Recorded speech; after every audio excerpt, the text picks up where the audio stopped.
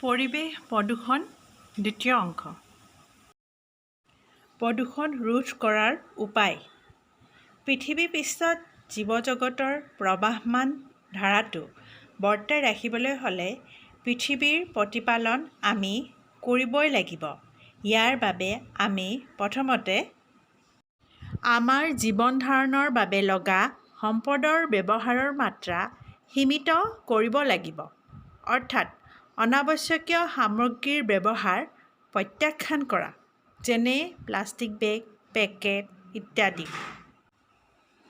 ব্যৱহৃত সামগ্ৰীৰ পুনৰাৱৰ্তন কৰি অন্য এক সামগ্ৰীলৈ ৰূপান্তৰকৰণ আদিৰ দ্বাৰা এক প্ৰণালীবদ্ধ জীৱন ধাৰাৰ জৰিয়তে আমি কিছু পৰিমাণে আমাৰ পৰিৱেশক প্ৰদূষণৰ পৰা দূৰত ৰাখিব পাৰিম।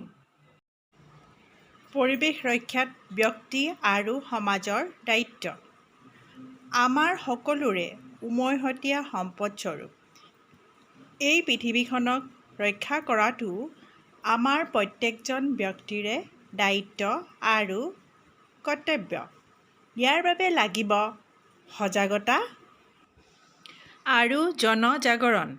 বিশ্বৰ বিভিন্ন দেশৰ সচেতন নাগৰিকসকলে আৰু ৰাষ্ট্ৰীয় মুৰব্বীসকলে এই পৰিৱেশ প্ৰদূষণৰ পৰিণতিলৈ লক্ষ্য কৰি জনসাধাৰণক সমস্যাৰ সম্বন্ধে অৱগত কৰিবলৈ সক্ষম হৈছে, যেনেকৈ বিশ্ব পাৰিপাৰ্শ্বিক দিৱস, বৃক্ষৰোপণ ইত্যাদি অনুষ্ঠান অনুষ্ঠিত কৰা হয়। তথাপিও ব্যক্তি বা সমাজ হিচাপে প্ৰদূষণমুক্ত কৰিবলৈ হ'লে পৰিৱেশ সম্পৰ্কীয় কাৰ্যক্ৰম নিয়মীয়াকৈ পৰ্যালোচনা কৰি তথা লোক সংস্কৃতিৰ বিভিন্ন মাধ্যমৰ জৰিয়তে পৰিৱেশ সচেতনতা সৃষ্টিৰ প্ৰচেষ্টা চলাব পাৰে। তাৰোপৰি শোভাযাত্ৰা, উপযুক্ত শ্লোগান আদিৰ জৰিয়তে গণজাগৰণ আনিবলৈ চেষ্টা কৰা উচিত। সামৰণি।